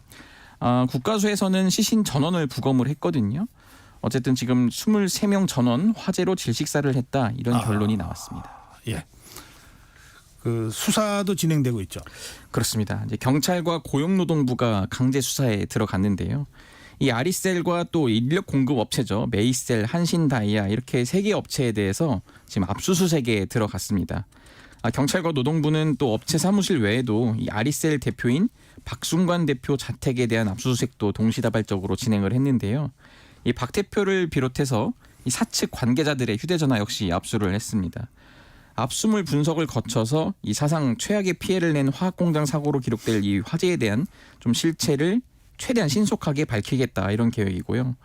이 무엇보다 사고 전에 이제 일하고 있던 이 직원들에게 충분히 안전 교육이 이루어졌는지 이런 것도 좀 조사할 것으로 예상이 됩니다.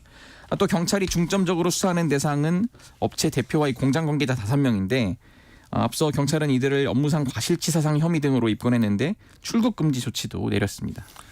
예, 그런데 그 소방당국이 이미 석 달 전에 화재 위험성을 경고했다. 또 화재 그 교육도 시켰다. 이런 보도가 나오거든요. 예, 맞습니다. 지금 소방당국이 이 아무래도 위험성이 있다 보니까 정기 조사를 하고 있어요.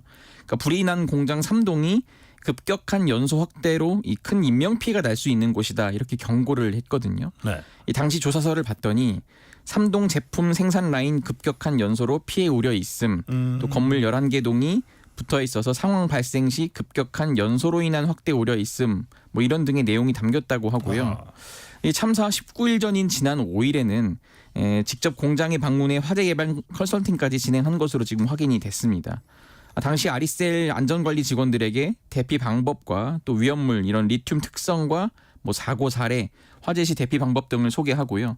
또 대형 소화기 비치를 권고했다고도 합니다.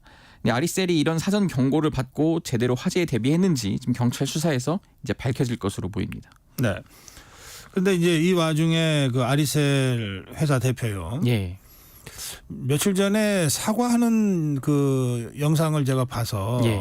그냥 그러려니 했는데 그때 그 사과는 유족에 대한 사과가 아니었습니까? 예, 그게 아니었고 그냥 대국민 사과, 뭐 국민 아무래도 참사가 일어난 그 현장 그 해당 공장이기 때문에 그 대국민 사과에 대한 것만 했지. 아, 그래요? 유족들에게는 아직도 뭐 이런 방구가 없었다는 건데요. 네. 이 얘기를 전해들은 이제 우원식 국회의장이 어쨌든 지금 사측 관계자들로부터 아무런 사과를 받지 못했다는 얘기를 화적 그 유족들하고 면담하는 과정에서 이제 알게 된 거예요. 아하. 그래서 곧장 이제 항의차 회사를 방문을 했고요.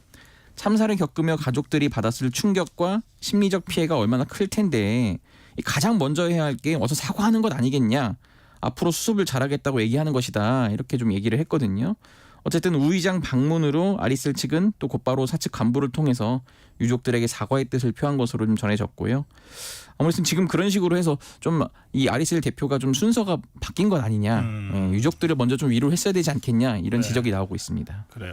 그 이번에 그 이 외국인 근로자들의 희생이 컸지 않습니까? 예, 예. 이게 좀 대책이 필요한 것 같아요. 그렇죠. 아무래도 중앙정부 차원에서는 일단 좀 고민을 하고 있고요. 네. 아무래도 이제 그 안전관리 교육 이런 것도 지금 하고 있지만은 더 강화하는 측면으로 가지 않을까 싶긴 한데 네. 우선은 중앙정부 차원에서는 어쨌든 사고 수습이 우선인 것 같고요. 다만 이제 화재가 발생한 곳의 관할인 경기도, 이 경기도에 산업단지가 또 많거든요. 뭐 화성 외에도 이제 안산, 반월, 시화 이런 곳도 많잖아요. 네, 많죠. 그런 곳에 외국인 근로자들이 많기 때문에 네. 이 경기도에서는 산업 안전 그리고 외국인 근로자 대책 추진에 좀 집중을 하겠다 이런 뜻을 밝혔어요. 김동연 경기지사가 유해물질을 다루거나 안전에 취약한 산업 현장 또 공장에 대해 실질적인 산업 안전 대책을 만들어야겠다는 생각이 들었다 이렇게 밝혔는데요. 네. 파견 근로자 형식으로 와서 일했던 분들이기 때문에 이 위험한 상황에 어떻게 대처해야 하는지에 대한 이 정보와 교육을 받지 못했던 것으로 추정한다 이렇게 밝혔어요. 그러면서 어쨌든 지금 외국인 근로자 안전, 의료, 주거, 교육 문제 좀 대책을 수립해야 한다 이렇게 강조를 했습니다. 네. 그런데 뭐 일부겠습니다만 그 이번에 희생자가 많이 난 중국인요. 네. 뭐 좀 혐오 표현 같은 것들도 더러 눈에 띄어서 아주 예, 불편하군요. 그러니까 지금 온라인상에서는 아무래도 요즘 만연한 이런 반중 정서가 좀 이번 사태에도 연결해서 이렇게 표현들이 좀 거침없이 나오기도 하는데요. 네. 뭐 중국인이 죽었는데 왜 유족을 지원하느냐, 뭐 중국인 댓글 부대가 판을 친다, 뭐 추방해라, 뭐 이런 것들 이것보다 사실 더한 표현들이 많은데 차마 방송이라 네. 옮길 수가 없고요.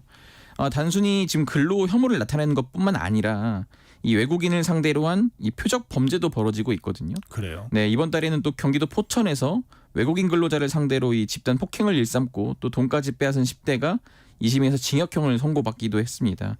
어쨌든 지금 외국인에 대한 차별과 혐오 표현이 당연히 안 되는 것뿐만 아니라 네. 또 지금 이 외국인 근로자들이 어쨌든 국내 근로자들이 기피하는 곳에 주로 많이 일하고 있거든요. 그렇죠. 또 이런 것에 대한 이분들에 대한 나름 존중이 좀 필요하지 않나 이런 좀 계기가 마련됐으면 좋겠습니다. 네, 뭐 일부에서 이런 그 상황이 벌어지고는 있습니다만 전체적으로는 예, 이번 희생당한 분들에 대한 이 추모 분위기인 것 같습니다. 예, 지금 뭐 화성시청, 경기도청 이렇게 지금 어쨌든 이 분향소, 합동 분향소가 마련돼 있고요. 네. 또 시민들의 발길이 계속 이어지고 있는 상황입니다. 예, 오늘 그 화성 아리셀 화재 사건 그 이후에 이 수사 상황 그리고 추모 분위기까지 전해드렸습니다. 오늘 여기까지 하겠습니다.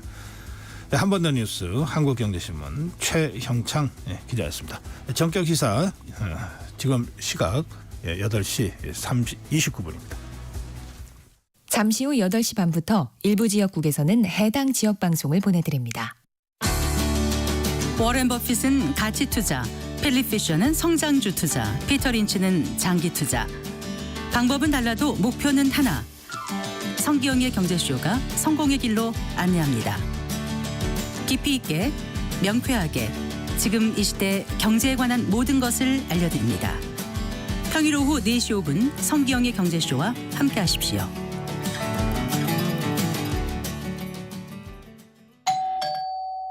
편지 왔습니다. 퇴근길 지친 당신에게 힘이 되는 뉴스를 전해드립니다. 매일 저녁 5시 5분 당신과 함께 읽는 세상 이야기 KBS 1라디오 뉴스레터 K. 지금 시각은 8시 30분입니다. KBS.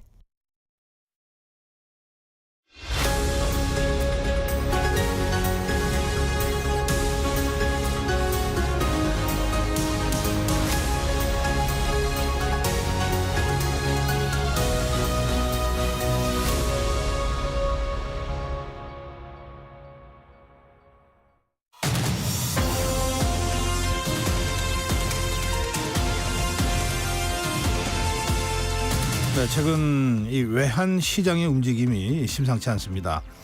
원달러 환율, N달러 환율, 이게 모두 다 우리와 아주 직접적인 관계가 있는데 모두 위험 수준이라고 할 수 있는 원달러 환율은 1,400원, N달러 환율은 160엔까지 가 있습니다. 근데 이게 좀 환율 문제는 뭐 저는 좀 어렵더라고요. 이게 어떻게 우리 생활에 영향을 미치는지 자세한 설명을 좀 해주실 분 모셨습니다. 한국경제신문 한상춘 논설위원입니다. 어서 오십시오. 네, 안녕하십니까. 예, 저 환율 얘기만 나오면 정말 머리가 좀 어지럽습니다. 네, 교역금과의 그 통화치 비율이기 때문에 이 주가 같은 경우에는 이제 우리 경제 실상 이렇게 좀 하면 비교적 쉽게 접근할 수 있는데 이건 이제 중심국가 문제이기 때문에 또 주변국의 뭐 일본이라든가 위안화 문제이기 때문에 항상 이렇게 어렵습니다. 예. 다들 그렇게 생각하실 겁니다. 지금 상황 좀 설명을 좀 해주시겠습니까? 예, 당장 그 오늘 뉴욕 시장에서 외환 시장에서 엔달러 환율이 160엔에 뚫렸습니다. 환율이 올라갔다는 것은 그만큼 엔화 가치가 미 달러에 대해서 약세를 보입니다. 1달러당 160엔. 예, 160엔이 됐다는 뜻이죠. 예. 이 수준은 1986년 이후로 환율 수준으로 보면 가장 높은 수준, 엔화 가치로 보면 가장 낮은 수준까지 돼서 잠시일 국내 외환시장에서 원달러 환율이 과연 그 1,400원 돌파할 것이냐 하는 이 지목이 이제 관심이 되는 사항인데요. 사실은 그 엔화라든가 그다음에 원화에 대해서 이렇게 달러가 강세를 보이는 것은 두 국가 통화만이 아니고요. 전 세계 모든 통화에 대해서 지금 달러가 유독히 강세를 보이기 때문에 이런 표현이 있죠. 킹달러다. 그래서 그리고 또 여기에 더 이렇게 높은 수준으로 얘기한다면 갓달러다. 그래서 이런 표현이 지금 나오고 있는데요. 그런 수준이 아주 적절하게 상황이 전개되는 것이 지금 모습이 아닌가 생각합니다. 올해 대체로 원 달러 환율이요. 네네. 1,300원대에서 오르락내리락 했잖아요. 네, 그렇습니다. 근데 이제 연초에 전문가들은 1,200원대로 어쨌든 좀 안정화될 거다. 이제 그런 전망들을 많이 내놓으셨거든요. 지금 근데 1,400원까지 지금 올라간다는 거 아닙니까? 네.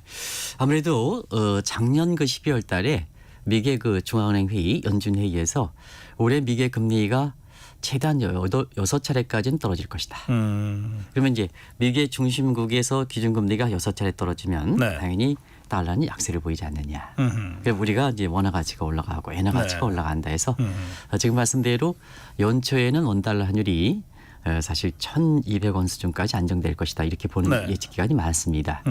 그런 측면에서 본다면 왜 이렇게 원달러 환율이 올라갈까 하는 측면에서는 역시 그 미국의 기준금리 문제가 지금 자꾸 그 금리 인하 시기가 좀 늦어지고 또 그 폭도 인하 폭도 자꾸 이렇게 좁아지는 상태거든요. 이 요인이 가장 크지 않냐 하는 생각이 들고요. 두 번째는 그 펀더멘탈 측면에서 보면 미국의 경제의 성장률이 좋습니다. 그래서 보통 그 경제학에서 보면 사람이 이렇게 좋을 때가 있고 나쁠 때가 있고 리듬 있는 것과 마찬가지로 경제에서도 경기 순환에서 좋을 때가 있고 나쁠 때가 하는데 지금 최근에 미국 경제는 기존의 이론을 번복할 만큼 노랜딩이다. 이제는 뭐 침체되고 회복되고 이런 게 없다. 계속 상승세다. 이럴 필요만큼 미국 경제가 좋다 보니까 네. 결과적으로 이렇게 사실 누구나 그 투자한다면 미국의 금리 높고 또 미국의 펀더멘탈 쪽에서 성장이 높으면 대부분 국가들에서 어디에 국가이든 한국이든 일본이든 어디에 자원들 간에 미국에 투자하려고 그러거든요. 그럼 미국에 투자하려고 그러면 달러 수요가 그만큼 증가하지 않겠습니까? 그렇죠. 달러 수요가 증가하면 달러 강세니까 통화의 교환비이기 때문에 엔화 약세, 원화 약세, 위안화 약세 이렇게 되는 거죠. 그래서 세계에서 유일한 달러 강세 현상이 지금 재현되고 있다. 이렇게 보시면 되겠습니다. 네, 이제 우리 경제에 좀 초점을 맞춰서 설명을 해주시면 좋겠는데, 자 지금 달러가 강세 아닙니까? 우리 원화에 비해서 그죠? 네네네. 그러면 우리 경제에 여러 가지로 영향을 미칠 텐데 제일 크게 영향을 미치는 게 어느 분야입니까? 우리가 이제 1997년 외환위기를 겪은 그런 그 낙인 효과라는 점적인 표현을 쓰는데요. 그런 사람의 내리의 그 부정적 측면만 있기 때문에 이 원달러 환율이 이렇게 올라가는 지금 말씀대로 워낙 약세를 보이면 좀 부정적 시각이 맞습니다. 그래서 과거에 그렇죠. 또 제2의 외환위기가 자꾸 발생하는 게 아니냐 이렇게 시작하는데요. 그때 외환위기 IMF 때는 2,000까지도 올라가고 그랬죠. 그렇습니다. 그때 당시에 이제 원달러 환율이 1,400원 지금 수준에서 뚫리다 보니까 결국 2,000원 가서 저도 뭐 그때 당시에 IMF의 스텝이라든가 이런 식으로 깡대시랑 우리의 그 임창열 그때 당시에 부총리랑 할 때 이렇게 많은 역할을 했습니다는 결국은 우리 외환 부족 사태에 있다 보니까 이것을 방지하기 위해서 IMF에 손을 벌리는 청취자분께서 그걸 이제 IMF 위기, 외환위기로 잘 알고 이렇게 보이는데요. 지금 이제 1,400원 정도 하다 보니까 그때 부정적 접근 때문에 자꾸 이게 부정적인 시각이 많습니다. 근데 이렇게 한번 보겠습니다. 다들 그 환율 수준이라 하더라도 그때그때 여건에 따라서 다른 거거든요. 지금은 이제 각국들이 그 물가를 잡기 위해서 지금 금리 동결을 그동안 추진해 왔고 지금은 이제 물가가 잡히다 보니까 금리 인하 쪽으로 이렇게 소위 피벗 전환적인 시점이 있지 않습니까? 그런 측면에서 우리 원달러 환율이 이렇게 올라가면 수입 물가는 좀 어렵습니다. 그래서 우리 물가적인 측면에서는 돈을 더 많이 내고 그렇습니다. 한국의 입장에서는 좀 이렇게 좀 다소나마 부담스러운 수준이지만 우리가 지금 경기적인 측면에서 보면 1분기 성장률이 1.3%, 미국식 통계 방식으로 보면 4%가 넘는 이렇게 좋은 성장률이거든요. 왜 그럴까 하는 측면에서는 청취자분께서는 경제가 어려운데 왜 우리 경제 성장이 높게 해야 할까? 다른 각도에서 이해하는 시각이 있습니다는 환율이 이렇게 높아짐에 따라서 우리의 주력 기업들이 수출이 받쳐지고 그리고 우리 경제에서 힘이라면 그래서 수출에 대한 국민들의 그 긍정적 시각 같은 경우는 아주 많이 이렇게 내리석에 있는 상태거든요. 그러다 보니까 원달러이 올라가면 물가의 부담이 있긴 하지만 우리 경제에 지금 지탱하고 있는 수출적인 측면에서는 좀 도움되는 측면이기 때문에 좀 환율이 올라가더라도 너무 부정적으로 보면 심리적 효과 때문에 경제가 안 좋아질 수 있다 하는 측면에서 좀 균형을 좀 갖는 시각이 지금과 같은 시기에 가장 필요하지 않냐 생각하고요. 많은 전문가들이 오히려 이것을 부추기는 측면이 있습니다. 환율이 올라가면 제2의 외환위기다. 그래서 이런 측인데요.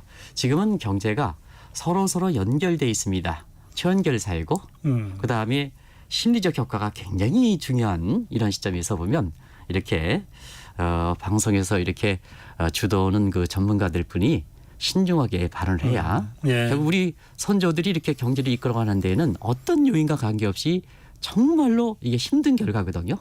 그런 측면에서는 좀 균형적인 시각으로 해서 이런 것을 극복해 나가는 것이 중요하지 않냐 하는 생각이 듭니다.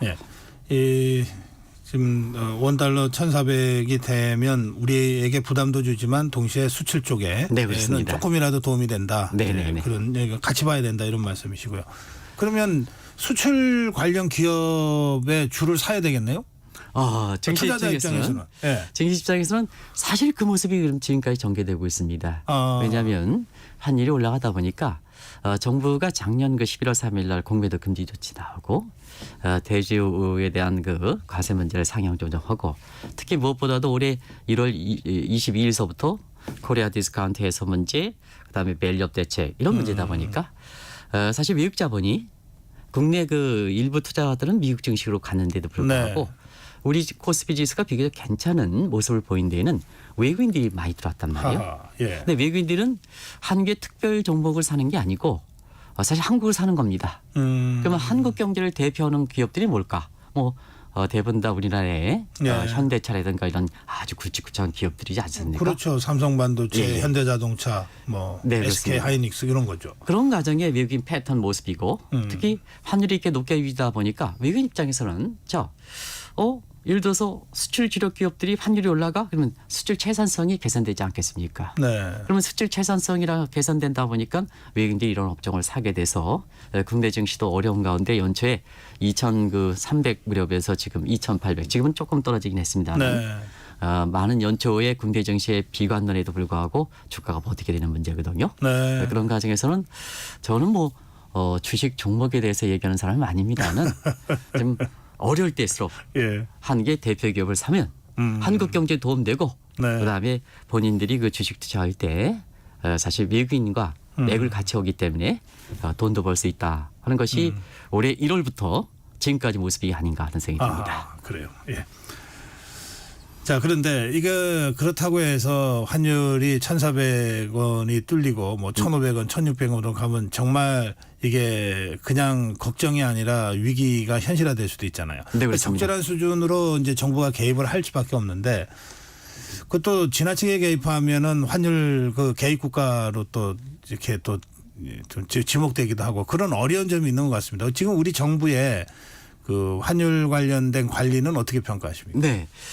사실은 IMF 입장에서 정부가 직접 개입한다 하더라도 이게 반드시 미국의 환율 보고서에 환출 간출 대상국, 환율 심층 대상국에 지정되는 것은 아닙니다. 네. 국제적으로 보면 시장 여건에 맞게 또 펀더멘털에 맞게 이상적인 징후가 나타났을 때는 그걸 조정하는 것이 그 해당 국가뿐만 아니라 전 세계적으로 좋은 모습이거든요. 네. 그래서 환율의 속도는 조정하는 스무딩 오퍼레이션 차원의 시장 개입은 이렇게 인정을 합니다. 아하. 네, 그런 측면에서 볼 때 우리가 이제 환율이 올라갈 때 지난 그 4월 달에 IMF 연차총회 앞두고 한국과 미국과 일본 간에 외환 공조가 있었습니다. 네. 그리고 이제 이틀 전인가요? 한국과 일본 간에 오랜만에 재무장관 통해서 외환 공조가 있었고요. 대외적으로는 그런 노력이 있었고. 그 외환 공조가 그 외환 스와프? 네, 통화스워프죠. 네. 그래서 구체적인 내용은 이제 사실 그동안에 맺었던 것을 재확대하는 차원이고 지금 이번에 한일 간의 재무장관 외환 공조에서는 지금 100억 달러 정도는 정도의 한일 간의 통화성합이 좀 확대될 거로 보고 있습니다. 구체적으로 액션 플레이 나왔을 때는. 그리고 이제 대내적으로 보면 해외 달러 수요에 있어서 가장 큰 수요를 차지하는 게 국민연금이거든요. 네. 그래서 한국은행과 MPC 국민은행 간에 이렇게 요건 이제 전문적으로 해외 쪽을 쓸 때에는 통화수입이고 이건 외환공조라는 표현을 씁니다. 아, 그렇군요. 외화 스와프 이런 표현을 쓰는데 지난번에 그 350억 달러에서 500억 달러로 이렇게 다 했기 때문에 네. 정부의 정책 개입은 두 가지 측면. 환율의 속도 조절하는 측면에서는 무조건 개입하면 나쁘다는 시각은 잘못돼 있다. 그래서 일부 개입에 따라서 미국의 환율 보고서에 우리가 환율 조작으로 걸린다. 이건 아니다. 아하. 속도 차원에서 본다면 지난 그 4월에 한국과 일본과 외환 이번에 한국과 일본 간의 외환 통화수합 문제라든가 외환 공조 문제 그리고 대내적으로 보면 국민연금과의 MPC 간의 외환 그 수합 문제 확대 문제는 시기적으로 아주 적절했지 않느냐 하는 생각이 듭니다. 예. 그래요. 이제 일본 엔화가 워낙 이게 약세가 되니까 네네. 다들 일본에 가면 관광 비용도 예전보다 3분의 2만 갖고도 된다 막 이러잖아요. 네네. 근데 일본이 계속 떨어지는 게 꼭 좋은 건 또 아니잖아요. 마지막 질문입니다. 네. 일본이 꼭 떨어지는 것만 좋은 것은 아닌데요. 예. 사실 우리 지금 말씀대로 엔화를 갖고 일본 여행하는 건 좋습니다는 작년에 일본은행의 수장이 바뀌었거든요. 아하. 그래서 굴었다 해서 이렇게 우에 따라 바뀜에 따라서 통화 정책이 좀 변경되지 않겠느냐, 네. 엔저 정책이 좀 포기되지 않겠느냐 해서 엔화 강세를 될 것으로 기대해서 투자했던 엔화 투자자들은 좀 많은 손실을 기록하고 있습니다. 예. 그런 측면에서 이렇게 보면 과연 어떤 쪽으로 엔달러 환율이 갈 것이냐 하는 측면에서 보면 지금은 일본의 이렇게 금리 차가 미국과 너무 벌어져 있습니다. 네. 지금 한 500bp 정도 넘게 이렇게 벌어진 상태고요. 무엇보다도 일본의 정치권이 지금 아주 안 좋습니다. 글쎄. 기사 총리에 대한 지지도가 17%. 예. 오늘 아마 조사된 거 보면 15%까지 떨어지고 그다음에 자민당 집권당의 지도가 지금 20% 미칩니다. 이런 정치 불안, 정정 불안이 그렇습니다. 직접 영향을 또 주죠. 또 한시 개입이라든가 이런 걸 내면 국민의 지도를 바탕으로 아하. 그러니까 모든 예. 정책이라는 게 그렇지 않습니까? 네. 근데 두 개 합치면 40%는 못 칩니다. 아하. 이건 이제 아웃기 법칙이다 이렇게 되는데요. 이 걸려 있다 보니까 이게 적절한 시기에 정책 당국이 나서서 뭐 시장도 안전 조치해야 되는데요. 이게 국민의 지도가 절대적으로 떨어지다 별무 보니까. 효과군요. 네, 그렇습니다. 그래서 그동안 세 차례 걸쳐서 외환시장 안정을 위해서 일본 정부가 나섰는데 국제 환투기 세력들이 번번이 뚫리는 과정에서 지금의 사태를 발생하고 있다. 그런 알겠습니다. 측면이고요. 예. 무엇보다 어려울 때는 국민의 지도가 상당히 중요하다 하는 것을 말씀을 드리겠습니다. 당분간은 일본 상황이 좀 불안정성이 네, 계속될 수 그렇습니다. 있다. 그 점을 염두에 두시고 투자를 하거나 할 때 좀 감안하시면 좋겠다. 이런 말씀까지 듣겠습니다. 고맙습니다. 네, 한국경제신문 한상준 논설위원이었습니다. 네, 고맙습니다. 이 시각 교통정보입니다. 오늘 새벽 4시경 발생한 대형 화물차 사고로 큰 혼잡을 빚었던 중부 내륙고속도로 창원 방향 감곡 일대 상황인데요. 이제 사고 차량은 갓길로 옮겨졌지만 뒤로 5km 구간 여전히 속도 떨어져 있고요. 내륙을 지나는 또 다른 길 경부고속도로 서울 쪽 옥산 일대로는 3차로 작업 때문에 정체되고 북천안 부근 잠시 더디다가 동탄 분기점 5차로에 고장난 화물차도 주의가 필요합니다. 이후 수도권 출근 정체 풀려가는 추세지만요. 아직 수원 부근과 금토 분기점부터 반포 쪽으로 모두 13km 구간 출근 정체 남아있고요. 반대 부산 쪽도 서울시 구간과 수원 일대 더디다가 오산에서 남사 사이로 길게 답답합니다. 서울시내는 구리 쪽 강변북로 행주대교부터 동작대교까지 이후 성수대교부터 영동대교 쪽으로 지체 정체되고요. 잠시 쪽 올림픽대로 행주대교부터 영동대교 쪽으론 1시간가량 막바지 출근 정체 감안하셔야겠습니다. KBS 교통정보센터였습니다.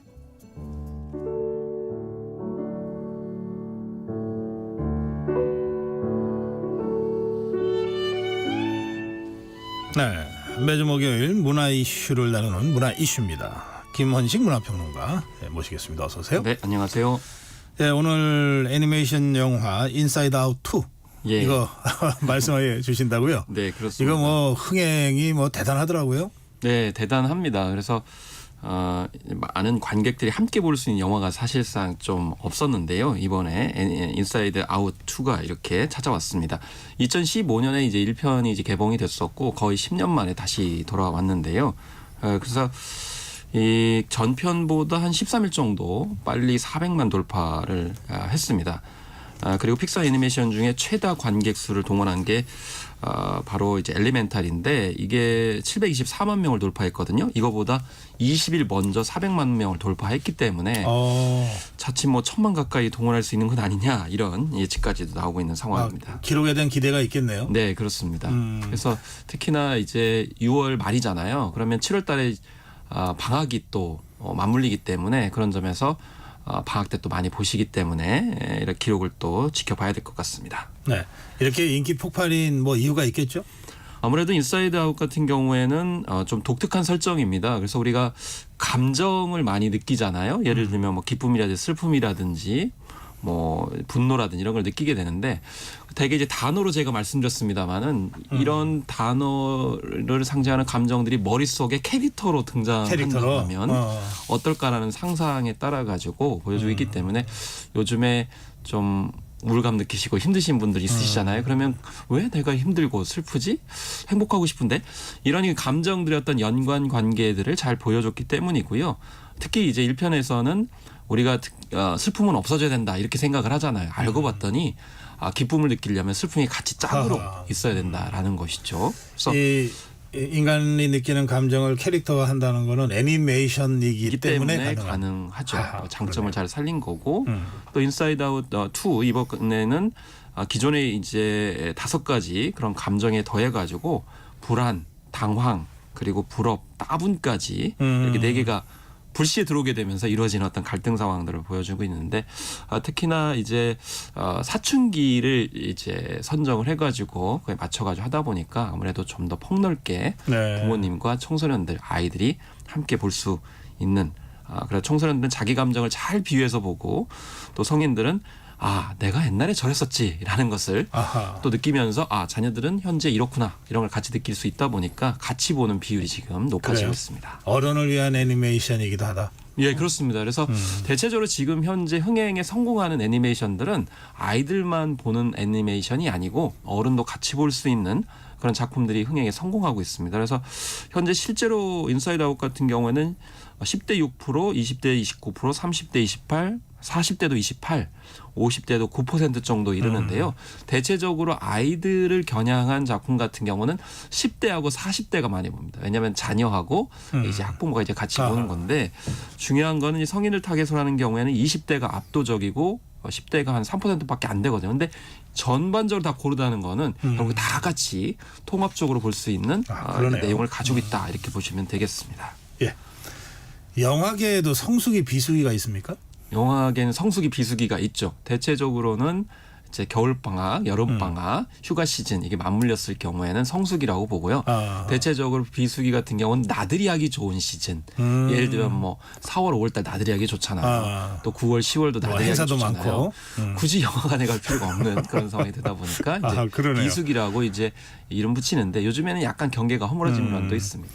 그럼 아무래도 그 성수기를 염두에 두고 뭐 대형 블랙버스터 영화 같은 거 제작비를 많이 들여서 뭐 수익도 많이 올릴 수 있는 그런 영화들이 제작이 되겠네요. 대체적으로 그런 겨냥을 해서 이제 개봉을 하게 되는데 올해는 좀 다르다는 분석들이 나오고 있습니다. 예. 아무래도 2년여 동안 대작들이 이런 성수기에 개봉을 했는데 거의 다 전패를 한 그런 상황이거든요. 그래서 이제 이번에 극장가의 전략이 바뀌었다는 건데 첫 번째는 제작비가 좀 낮은 형태의 영화들이 많이 이제 보여지고 있습니다. 그래서 가장 많이 제작비가 이제 보여진 것이 바로 탈출이라고 하는 그런 작품이 되겠는데 185억 원이었어요. 손익 분정이 400만 원밖에 안 됩니다. 예를 들면은 더 문 같은 경우는 지난 280억이었거든요. 여기에 비하면은 좀 낮은 제작비고 그다음에 탈주도 100억 원, 행복의 나라도 100억 원. 빅토리도 이제 80억 원 정도밖에 안 되니까 결과적으로 성수기에 이렇게 대작을 공개를 해가지고 관객이 덜 든다 하더라도 위험 부담이 덜한 거죠. 그래서 지난 2년 동안 너무 이제 참패를 했기 때문에 제작비 단가를 좀 낮췄다고 볼 수가 있겠고요. 그다음에 대체적으로 7월 말에서 8월 초에 대거 개봉을 하다 보니까 겹치는 그런 상황에서 서로 이제 튀기는 그런 출혈 경쟁하는 경우가 많았거든요. 근데 지금 보니까 7월 초부터 8월 말일까지 좀 넓게 퍼져가지고 개봉을 하고 있습니다. 그러니까 너무 한 시즌에 몰릴 경우에는 서로 이제 상생 못하고 오히려 상하는 그런 이제 서로 갈라먹게 하다 보면 그렇기 때문에 이걸 방지하기 위해서 서로 이제 조율을 했다. 이런 점은 좀 더 바람직하지 않을까 이렇게 생각이 듭니다. 근데 제가 영화 감독이나 제작자 그 몇 분을 아는데 이분들은 이제 보통 영화 제작하려고 그러면 기획 단계에서부터 생각하면은 뭐 3년, 5년씩 걸리잖아요. 10년 걸리는 10년 걸리는 것도 있고. 그리고 실제 돈이 들어가는 제작 기간만 하더라도 최소한 1년 뭐 1년 반 이런데 이렇게 해서 개봉해놓고 난 다음에 일주일간은 거의 잠을 못 자더라고요. 그 일주일 사이에 뭐 승부가 난다 그러던데요. 그렇습니다. 그래서 이제 드라마도 그렇고 영화도 같은 경우는 초동이라고 그러죠. 일주일 사이에 얼마나 많이 관객이 들어섰느냐하고 사실 우리나라에서는 현실적으로 관객 수가 얼마나 들었느냐에 따라 가지고 많은 분들이 보내? 그러면 나도 한번 봐야지라는 게 굉장히 자극을 많이 하거든요. 그러다 보니까 이제 개봉하고 일주일 사이에 어떻게 될 것인가. 그렇기 때문에 뭐 개봉 일자도 언제 할 것이냐. 그러니까요. 딱 일주일에 승부를 걸어야 되니까 월요일 할 거냐 수요일 할 거냐 뭐 이거 가지고도 굉장히 신경을 많이 쓰던데. 기억하시는 분들은 기억하시겠습니다만 1990년대까지만 해도 토요일 개봉을 영화들이 했었습니다. 아무래도 문화생활 좀 하자라고 하는 대체적으로 주말이었기 때문에 그렇지만 주 5일제가 시행이 되면서 토요일도 쉬기 때문에 결과적으로는 문화가 있는 날과 함께 이제 수요일이 일반적인 개봉일이 됐습니다. 그래서 2012년에 도둑들을 시작으로 수요일 개봉이 관행처럼 이제 굳어졌는데요. 그렇지만 이제 지난 2월에 파묘 같은 경우는 또 목요일에 만났는데 이제는 타로와 하이제킹처럼 금요일에 개봉하는 것으로 지금 변을 하고 있다라는 겁니다. 근데 이렇게 뭐 수요일에 개봉하기도 하고 목요일에 개봉하기도 하고 이제 금요일로 개봉하기도 하는 것이 의미가 있는 것이 약간 분산되잖아요. 그러니까 사실 수요일에 모두 다 개봉을 한다 그러면 이것도 피 튀기는 경쟁이 되다 보니까 어떤 작품이 또 이수 때문에 몰리게 되면은 제대로 평가지 못 받는 그런 상황. 상황이 되다 보니까 이거 분산되는 것도 한편으로는 이제 도움이 될 것이다라는 이제 전망들이 나오고 있는 거죠. 그냥 서로 같이 살자. 그렇습니다. 왜냐하면 워낙 너무 어려우니까 사실은 영화가 있는 사람들이 다 같은 분들이잖아요. 맞아요. 촬영팀 같은 경우도 뭐 작품만 다 다를 뿐이지 그렇기 때문에 같이 공정 공생을 해야 되는 그런 차원이겠죠. 네. 이 손석구 주연의 밤낚시 이게 이제 단편 영화인데 뭐 지금 관객을 굉장히 많이 모으고 있다고 그러죠? 뭐 많이 모은다고 그래가지고 뭐 몇십만 명, 몇백만 명 모으는 건 아니고요. 사실 3일 동안 전국에 34개 스크린에서 16,000여 명을 모았는데 16,000여 명이 많은 건가 이렇게 생각할 수 있는데 전체 박스오피스는 9위까지 올라왔어요. 그런데 이 타로라든지 명탐정 코난 시리즈보다도 더 많은 관객을 불러 모았는데 이런 영화들 한 100개 이상의 스크린이거든요. 근데 이 손석구 주연의 밤낚시는 영화 분량이 12분 59초입니다. 그리고 인상적이었던 것이 금요일 날 개봉뿐만 아니고 가격이 1,000원입니다. 1,000원. 네. 그래서 요즘에 이제 뭐 비싸다 이런 말씀 많이 하시는데 이렇게 짧은 영화를 스낵 컬처 그러니까 짧은 콘텐츠를 보면서 뭔가 핵심적인 공감을 얻을 수 있는 건데 촬영 기법도요. 자동차 안에 설치된 5대의 카메라로 잠깐 촬영을 한 거예요. 그래서 요즘에 한국 영화의 미래를 위해서는 단편 영화 또 독립 영화들이 많아져야 된다고 하는 건데 이렇게 독창적인 단편 영화 제작을 하고 상영하는 것을 저렴한 가격에 이렇게 한다고 그러면 신예 감독, 신예 배우들 또 새로운 시도 그리고 멀티플렉스를 바라보는 시선도 달라질 수 있거든요. 그렇기 때문에 이것도 상생, 뭐 윈윈 전략에서 또 바람직한 시도가 아닌가 이렇게 지금 많이 화제가 되고 있습니다. 작품으로 대중과 만난다는 것 자체가 그 갖는 의미가 크잖아요. 그렇습니다. 그리고 가봤자 뭐 뻔한 작품들만 너무 많다라든지 비싸다라든지 이런 장애물들이 없는 그런 시도들이 계속 많아져야 되겠죠. 네, 마지막 질문 되겠네요. 그 소비자 시민사회단체가 멀티플렉스 3사에게 그 티켓값 담합 폭리를 취했다는 이유로 공정거래위원회에 신고했어요. 네, 그렇습니다. 이제 그동안 많이 지적된 부분이에요. 그래서 2020년부터 2022년까지 영화표 가격을 세 차례 조직적으로 1, 2개월 동안 담합해서 인상을 했다라는 건데 중요한 거는 이제 너무 급격하게 올리다 보니까 소비자들도 좀 위화감이 생기고 가지 않게 된 그런 상황이 벌어졌고 특히나 문제가 객단가가 차이가 너무 크다. 예를 들면 임대료 관리비가 지역별로 다 다르거든요. 서울 다르고 지방 다르고.